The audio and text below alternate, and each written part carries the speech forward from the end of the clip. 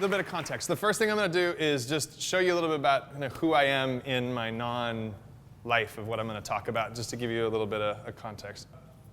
So this is me. This is all the stuff that I do, and rather than going in and explaining it, 2-minute clip of a bunch of the stuff that I do. Don't think. Feel. It is like a finger pointing away to the moon. Don't concentrate on the finger or you will miss all that heavenly glory.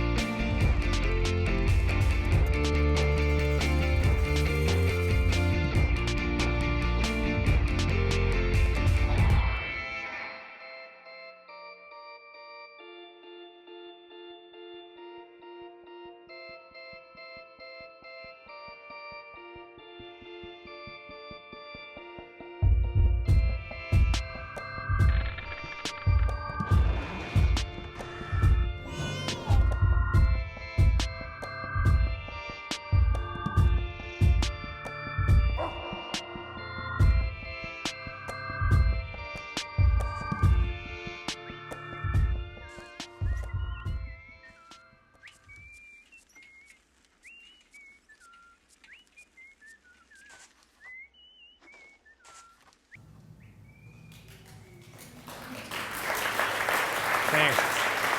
So when I got into this business, I remember the first couple of months coming home to my wife and saying, you're not going to believe what you can actually do on computers. It's amazing. Like, you can make stuff do amazing stuff.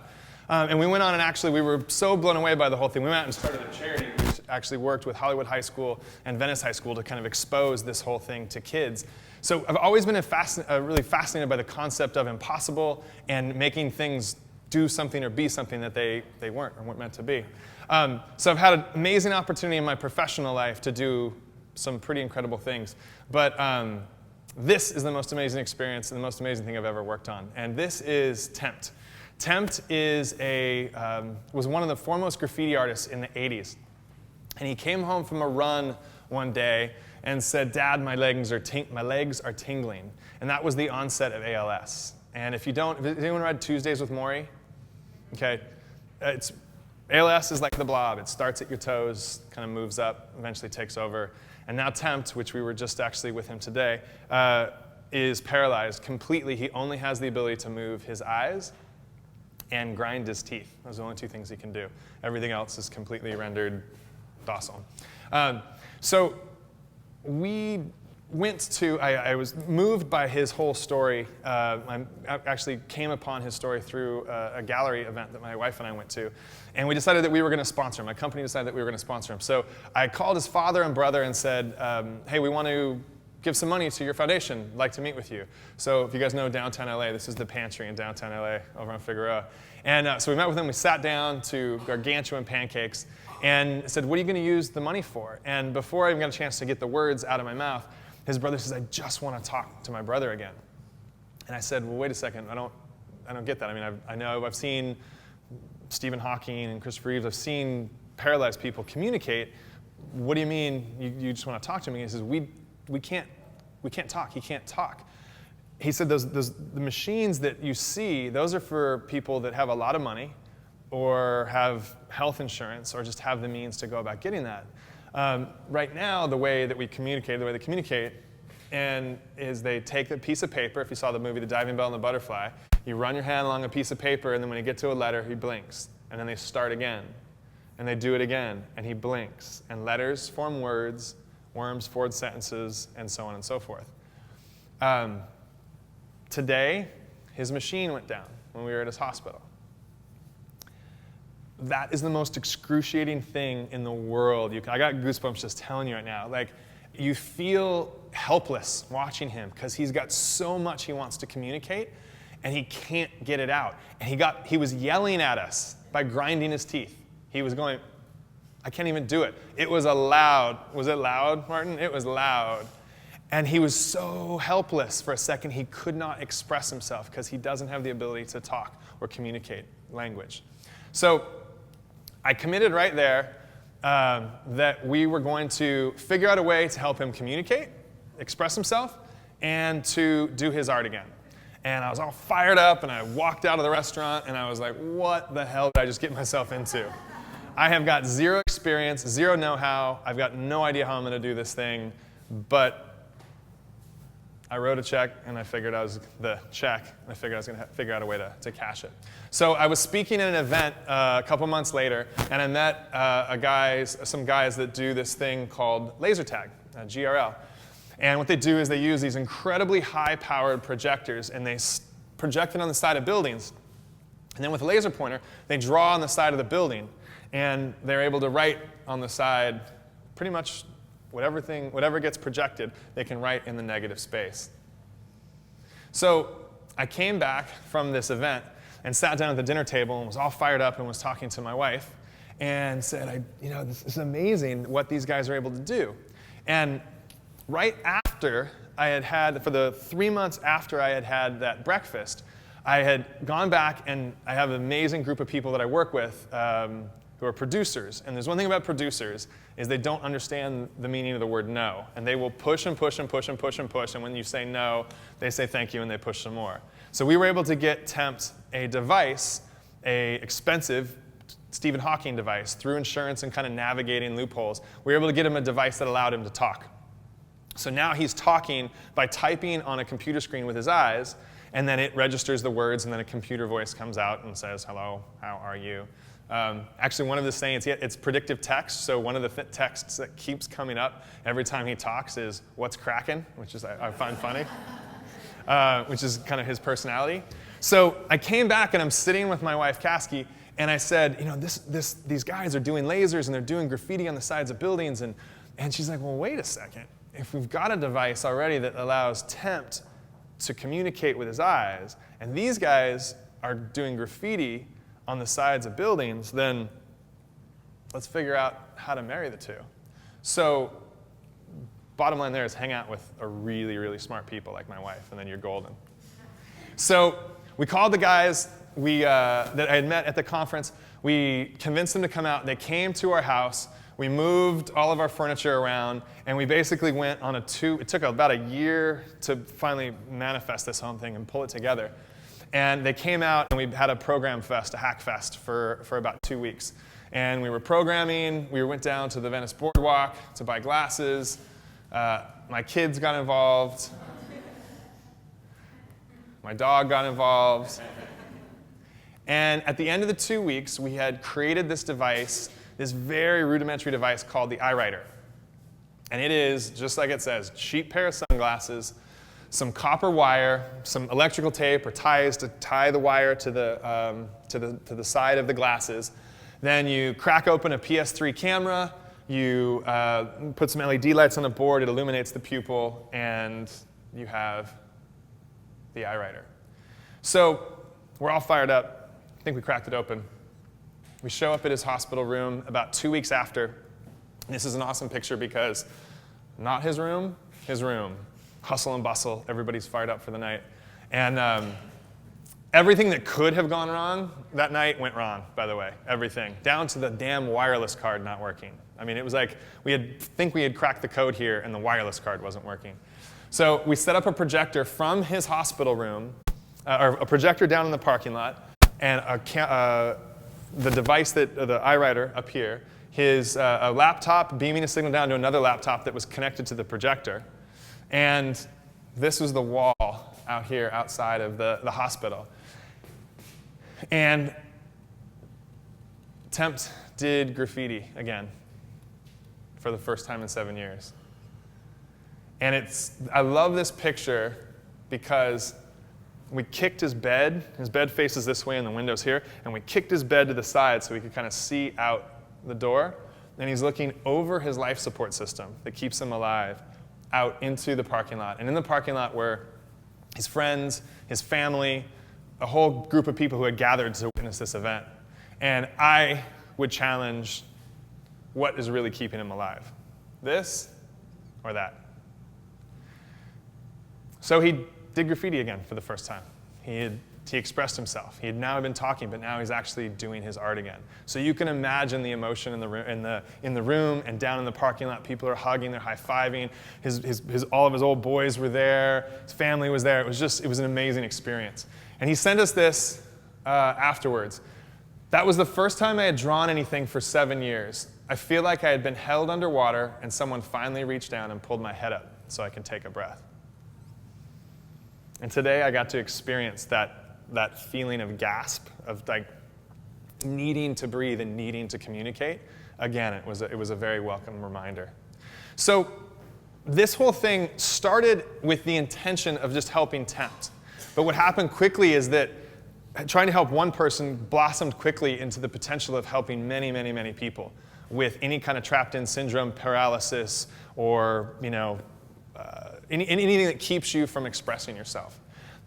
It blew up. I don't know why it blew up, but it blew up. We got all kinds of awards, invited to speak at TED, Wired covered us, NPR covered us, Gizmodo covered us, and Time Magazine honored us with the top 50 inventions of 2010. Yeah, it's pretty cool.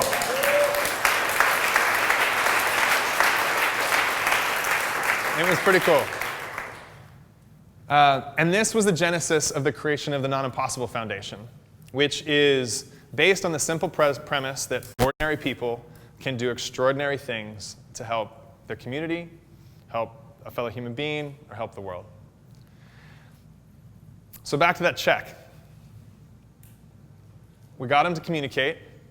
We got him to paint. Got him to be able to do his art again. But in April of this year, is that right? Was it April? April, May? We actually got him up he got to take what he does in a two-dimensional way, working with a piece that he had created. We gave it to some of the artists, the people that you saw in the work that I do. They modeled it in 3D. We gave it to this incredible sculptor, production designer that we knew. And we created a piece of art that went up in the Pasadena Museum of Contemporary Art that's currently hanging now. And I think one of the most killer things about this entire thing was that in this placard right here, it says, Tempt won, in the name of the piece. Not I'm paralyzed, not I did it with my eyes. I just created a bitchin' piece of art, and that's what it is. And it was amazing to see this room just gather around it. There was just this like energy that was coming off it, and kids were coming up and standing under it and looking up through it. It was a pretty amazing experience. So this night has been about language and communication. And this next piece I'm going to show is a dream that Tempt had. And we gave it to one of our editors and put it together. And to me, it's a dream, but it also, to me, feels very much like a poem. One night I had this strange dream. I was walking through downtown Los Angeles in the future. It was a filthy, overcrowded place. There were oceans of homeless and abandoned youth running wild. I was profoundly heartbroken that humanity had declined to such a sad state of affairs. In the dream, I find myself walking through the LA River. It had become home to thousands of abandoned youth who had made an urban jungle gym from the glut of abandoned cars, rusted-out tractors, and used tires. Even in a situation of seemingly no hope, a spark of creativity and beauty existed. At that point in the dream, it occurred to me that graffiti artists are the ancestors of these kids. They also reimagine the underbelly of a city. They paint along abandoned railroad tracks, burnt-out tenements, deep in underground tunnels, vacant lots, and other places left to ruin. Our writing culture was born of making something from nothing. So that's when I was motivated to follow the example of the children in my dream. The following morning, I laid in bed, exploding with ideas that branched out from that initial concept. That's when I knew I wasn't done yet.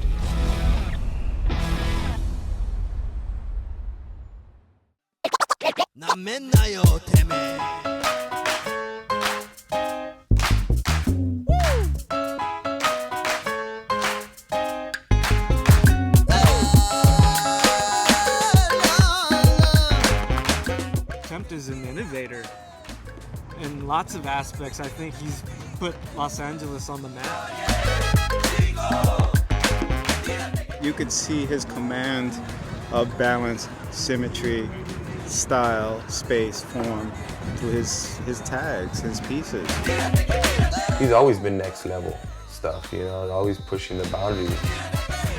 He can do like the East Side style, but I think he also has like the classical hip hop, like East Coast style, which he mastered. I'm out the cleanest of the Grimey's, hold the mic and with the same hand do 1990s the radio show. He knew what to do with the cholo, with the Gothic letters to make him strong and powerful and gangster. Put the muscle in it. That's what I admired about Tim. You know, his letters were gorgeous. I mean, he has the hand styles down, both the East Coast style, the West Coast style, you know, the gang Picassos. I mean, he's a letter master. He's bombed freeways, trains, put out a magazine, you know. He probably is the most versatile artist. Tempt is highly respected. I mean, you know, just every step along the way, even what he did with bombing freeways, like to elevate that level of artistry to not just buses and empty lots on the street, but to take that to the freeways. Like every step along the way, like what he's been involved with has furthered LA graffiti. So like, yeah, people respect him. They know who he is. He's an OG. You come across blogs of the best handwriters in the world with graffiti, and he's still one of the top 5. You know? So him being laid up, I don't think about that.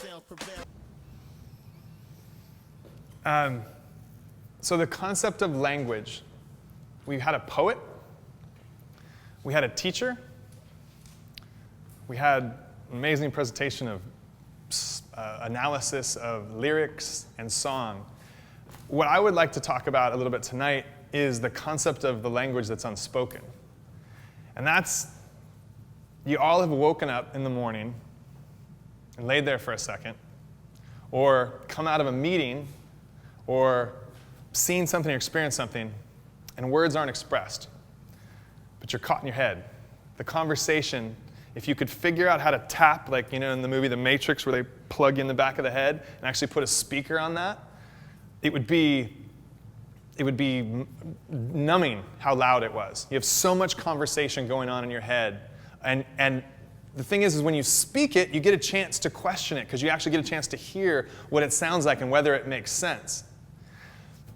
And there's a concept that I've been exploring a lot through this whole experience, and it's the concept that I'm calling the fallacy of the impossible, which is we're constantly conditioned as human beings of don't do this, don't cross the street, make sure you don't do this to keep you safe. It's all under the premise of keeping you safe when you're a child.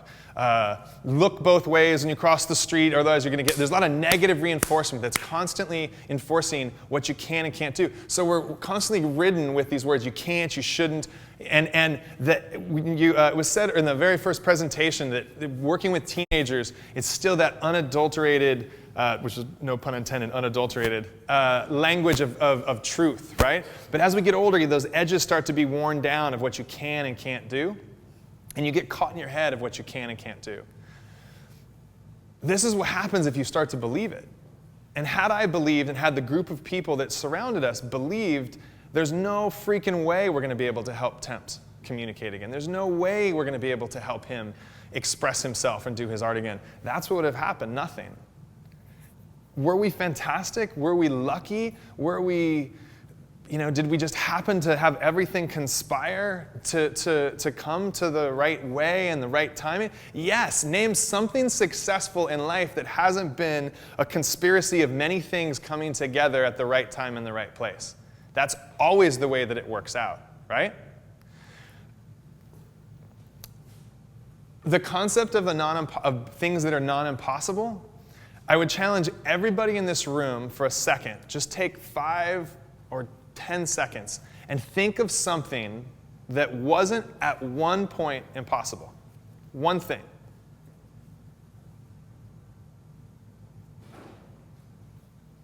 You can't. Everything was impossible. From being human, and, being amoebas and growing into tadpoles, to cell phones, to projections, to woven clothing, everything was impossible at one time. So the challenge that I would say to you, especially in a session and in a TEDx event that's all about kind of a local community, is just start within one idea to help one person. Try to help one person. Do one thing. Tackle something that you see in your life, as minor as it may be or as major as it may be, and believe in the not impossible. Because the question begs, and if you've seen the talk, this is kind of if not now, then when? And if not me, then who? Thank you, guys.